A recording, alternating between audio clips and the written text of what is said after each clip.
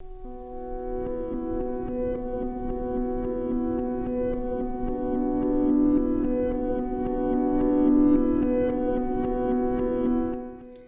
Fred. Thank you for giving me this opportunity, and I'm looking forward to chatting to you. So, 20 years later, and 9/11 is still a very reactive word that causes deep sympathetic and emotional feelings and responses in people. And you were there. I haven't met anyone who was there, and your story, your living and surviving the September 11 attack in the first person is humbling for me. So, again, thank you for taking the time to chat to me about this. Thank you, Kerry. So, September 11th was a fateful and unexpected day in world history. Can you give us some background on where you were, what your expectations for the day were, and what you were doing? So, coming into work that day, it's right after September speaking, the first Monday of every September in the United States is Labor Day, which is a national holiday. And in the financial markets, things start cooking and start perking up again after Labor Day. That's usually when everybody and all the fund managers come back from their vacations, from their summer vacations, school's back in session. So the city and the world is, at least in the New York world, is back into full swing. So that morning, kind of felt like every other morning, almost. I did have, some kind of sixth sense that morning when I was on the actual subway, which was the World Trade Center. That was the stop that I would get off in order to work to our building, that I wouldn't be there in the neighborhood for quite some time. So it was almost like a sixth sense that I had that morning. It was a beautiful, warm, 70 to 80-degree day. It wasn't anything abnormal about that day. Got to the office by 7:30. I was on my desk by 8:15. After doing our morning meetings and our morning rituals that day. And then, things kind of spiraled out of control about 8:45, where we heard the first plane actually hit the building.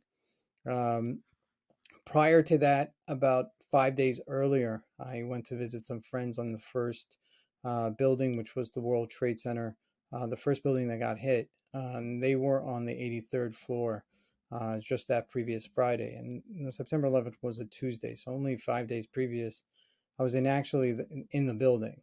And their story is a little bit more firsthand and more dramatic and more traumatic uh, in how they got out. But all intents and purposes, up until 8:45 in the morning, everything was status quo. Everything was normal. Okay. Um, I know you kind of covered it now, but can you take us back to what you were doing the moment the first plane hit? So actually, I was just making my way back to my desk, and now I really have to think about it. I was just making my way back to my desk, just of doing some last minute meetings in between my meetings and in between coming back to my desk. And I remember one of the guys saying, look at the screen up above where we had CNBC on all the time. Since we were a financial uh, entity, we had the financial news on all the time. And they had a video from lower New Jersey, okay, which looked over to lower Manhattan on a daily basis, even before September 11th. So they had that already set. And I remember them saying, oh, this could just coming in, a plane must have hit the World Trade Center, and we're going to be discussing it and looking into it. So it didn't look so unnatural because the building was very tall. There's a lot of air congestion in terms of air traffic, whether it's small planes, whether it's helicopters, or even commercial flights that fly on, above Manhattan. So that was not, abnormal necessarily. Mhm. But once, when we looked at the actual videos, that was not so like, wow.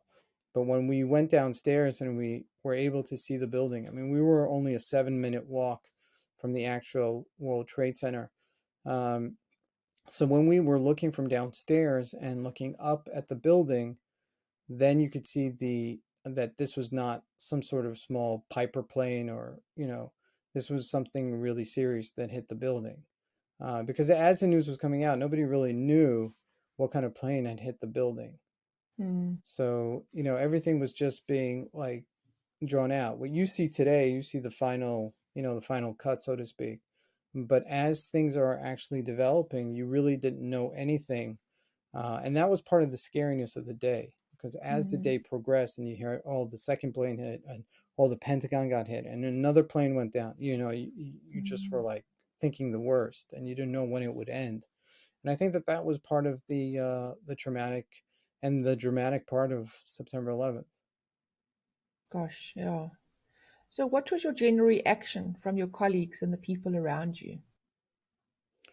So initially, we all, were spectators. We all kind of like perked our interest to go downstairs after we heard the first plane actually hit the Mm, building.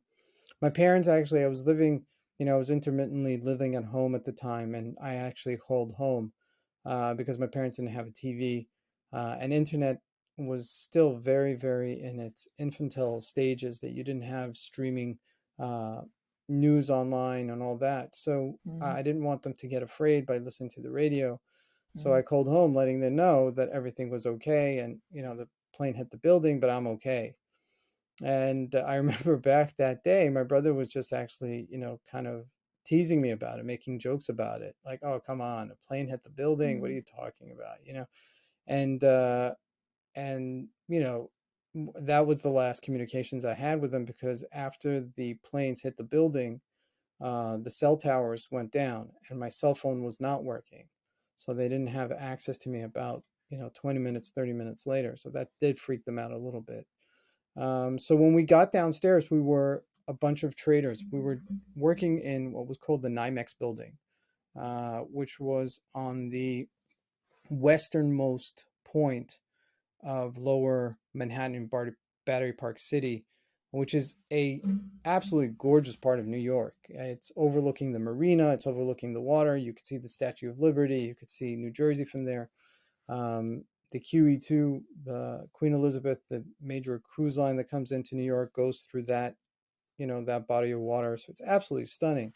mm, And so we were looking towards the World Trade Center, we're looking up, and we see this all unfolding. And you see people with handkerchiefs up on top. And, at that point, I don't think there was anybody really jumping out. I didn't see anybody jumping out, but there was debris coming out. That was for sure. mm, Um, and then it must have been 2 minutes, 3 minutes later, we hear another plane. And you hear a plane, and the difference between a plane when it takes off and when it lands. There's a much more larger roar of mm, the engines when it mm, starts, you know, about for takeoff. Like I listen to it to this day. I'm waiting to hear it when I'm taking off on an airplane. mm. And he was full throttle. You could hear the engine noise from Sure. far, and it sounded like he was taking off. And at the point, it must have been 3 seconds, 2 seconds. It must have been very, very quickly from the time that I heard it, saw it, and then it hitting the building. I mean, in all that time, I'm processing a lot of information, Mm, namely that, oh my gosh, there's people on that plane. Oh my gosh, where is he hitting? You're not really sure because of the angle. And then, oh my gosh, he's hitting the second World Trade Center. Oh my gosh, I better get out of here, because if this falls this way, I'm not going to be around.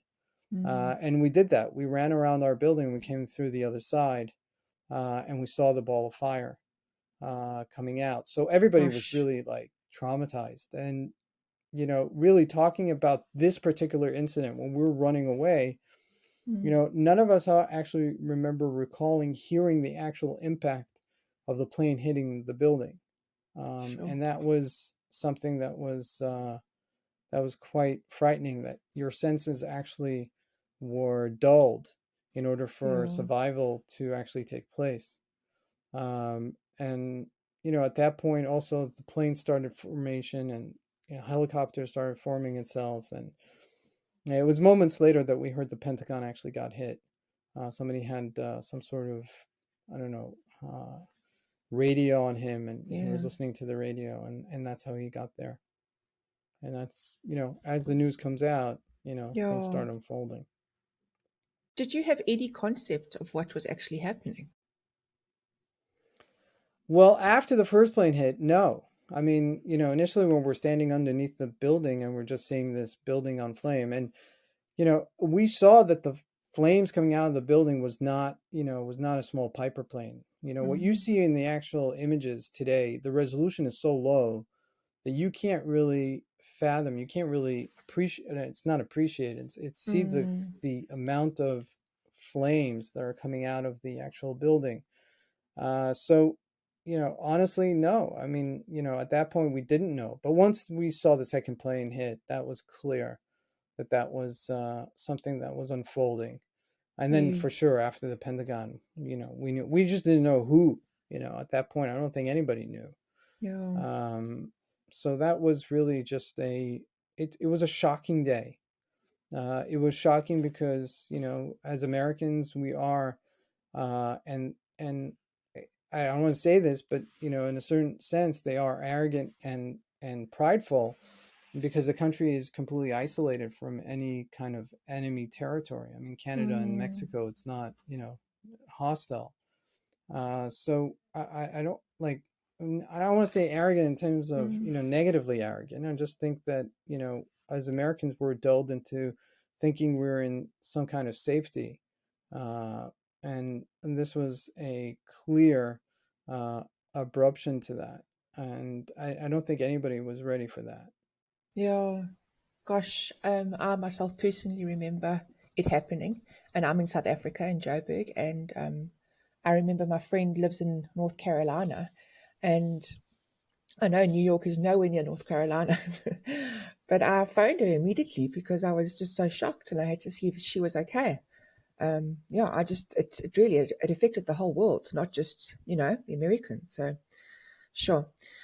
Can you retrace your steps in the aftermath that followed? Like, where did you go? What did you do? So we were 20-year-olds in our I guess tremendously prime of our life, and it was really a very disconcerting moment because at that Mm, point, you knew for sure that it was a terrorist attack, and I was starting to think like the movies, right? Like, oh, they did a terrorist attack downtown. Now all the people are going to go midtown, and there's going to be a big bomb, and just something's going to blow mm, up, and it was very scary because you weren't sure what to do. And they did close all the mass transportation, like all the major trains. So there was like, and you have to understand, there's like 4 or 5 million people that come into Manhattan every single day from New Jersey, from Long Island, from Westchester, from mm, upstate New York. So there's massive amount of people coming into the city. So I wasn't sure what to do. I mm, didn't feel like it was safe for me to be anywhere near a populated area. So what I did was I started walking up the West Side Highway. Um, and as I was walking up north, another person starts sharing their story who was a little bit more closer to the scene than I was. He had been in the second building that got hit. Uh, and when the first building got hit, they actually evacuated the second building, which is the mm, South Tower. Um, and they evacuated everybody because they thought maybe the smoke and the fire would jump to the second building.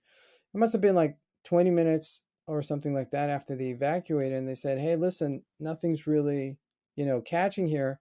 You can go back up."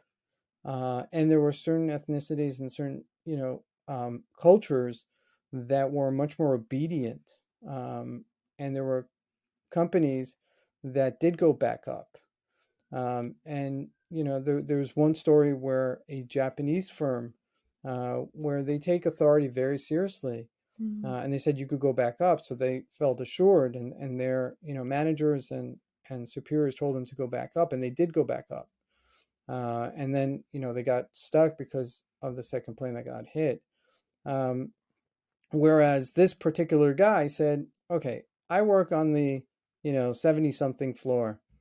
They got me down, I'm on I'm on the street. There's a coffee shop, there's a coffee corner right over there. I'm going to get buy myself a Danish. I'm going to take my time, and he was more maybe safe because, he was like, I'm not going to rush back into this. And he was safe because of that, and that really freaked him out. And there were a lot of people that had very adverse reactions to September 11th, and they did things that were completely irrational afterwards. Some Mm, of the people in my office, they were single, they got married. Some people were married, they got divorced. Some people didn't have kids, they started having kids. All kinds of adverse reactions to it. mm, And I mean, even my story wasn't as front close as some of our friends on the 83rd floor, because one of them actually was coming off the plane, was coming off the elevator when the plane actually hit the building, and that must have been 8:46, something to that, if I look at the numbers. mm, And he was just getting off the elevator, and because the jet fuel had fumed the entire building, it just kind of like cinched it in one time. And he was walking right next to an air duct, and it singed him. His face, part of his face, his hands, part of his back, and here he's on fire. And he rushes into the office, and they look at him, and he's on fire. Imagine somebody coming into your office and he's on fire, and they quickly tap him down. They pour water on him, and he's in massive kind of pain, mm, and because it's very painful. mm, And they were telling me that one of the guys actually right afterwards went to the window to see what was going on, and he felt the building shake to the point that he was able to see the foot of the building.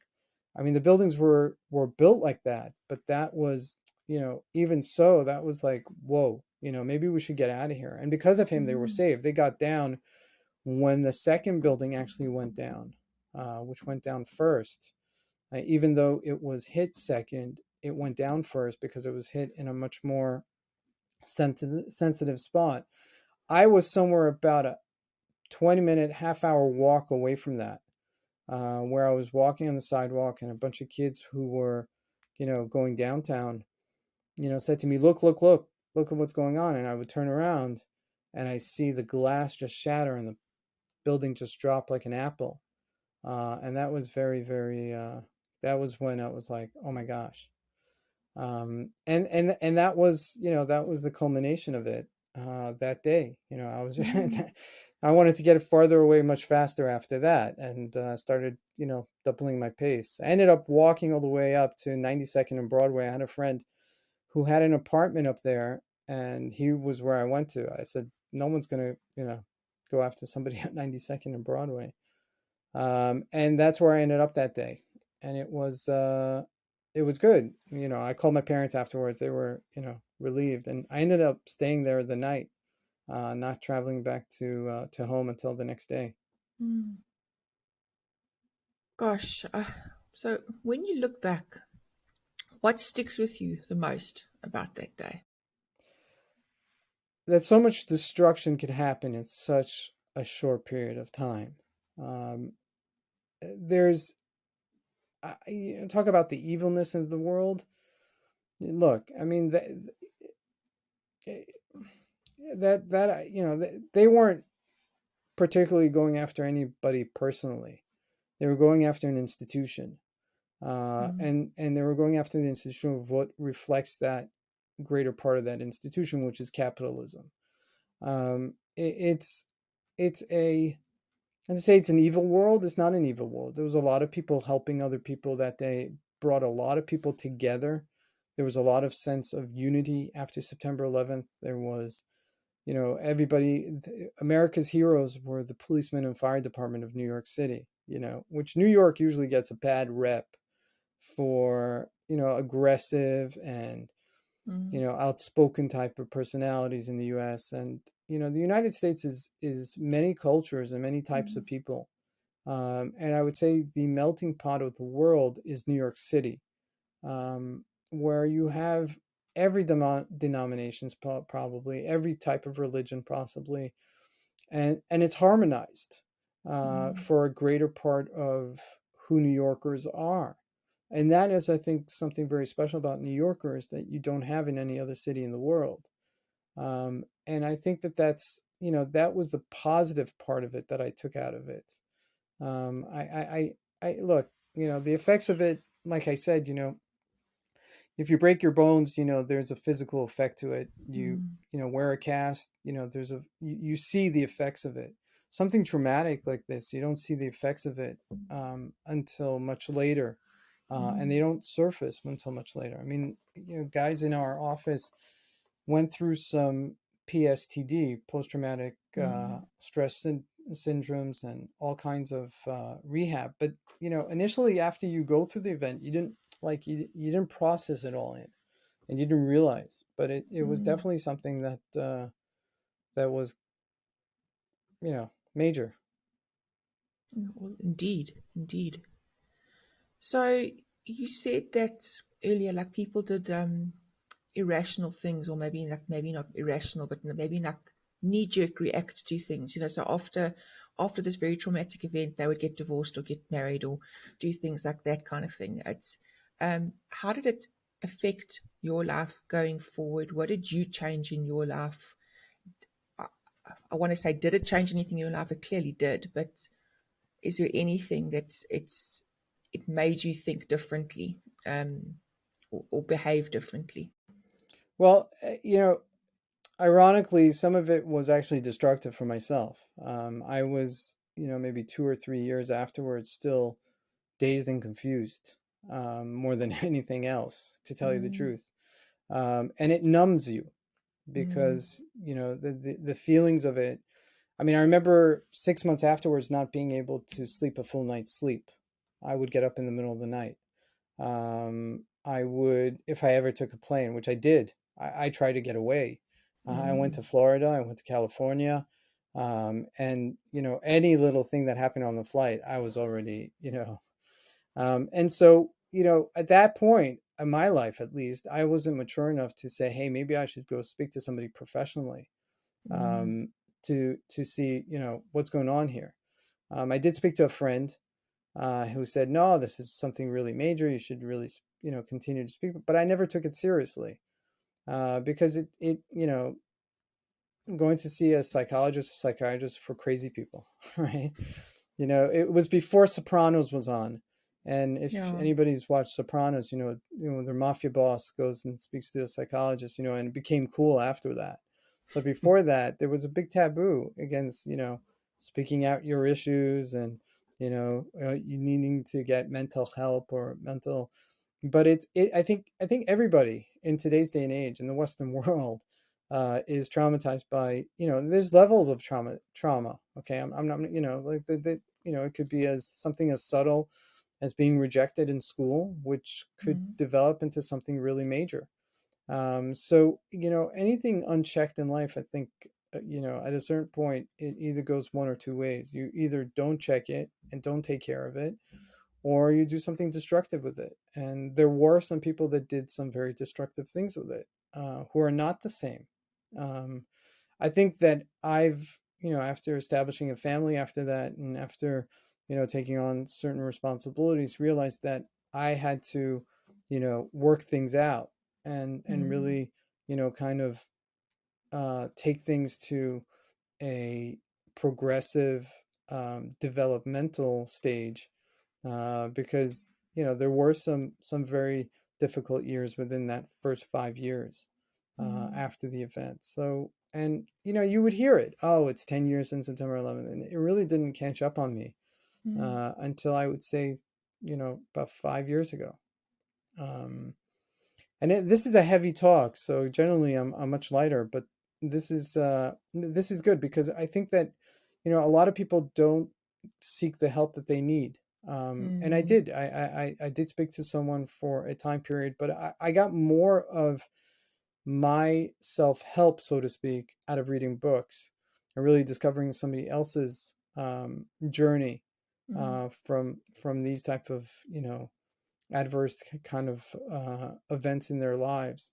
And Mm. that's where the biggest growth for myself came. And I, instead of looking at something negative, I looked at it as a something that you could use as a catalyst to really, propel yourself from such an event and to rediscover yourself and rediscover what you want to do in life, and what you want to focus in life and what you want to, develop. Mm. You could still be a very dedicated worker, you could still be a professional, but there's other things in life that are also important to you that you should Mm. and you can focus on, to give yourself that nourishment and that self satisfaction, or or that appreciation of life once again. Indeed. Thank you so much, Fred, really, for your time and for sharing your story, your distress, and your memories of that awful, awful day. Um, Thank you very much, and I wish you a beautiful and blessed day. Thank you, thank you, Carrie.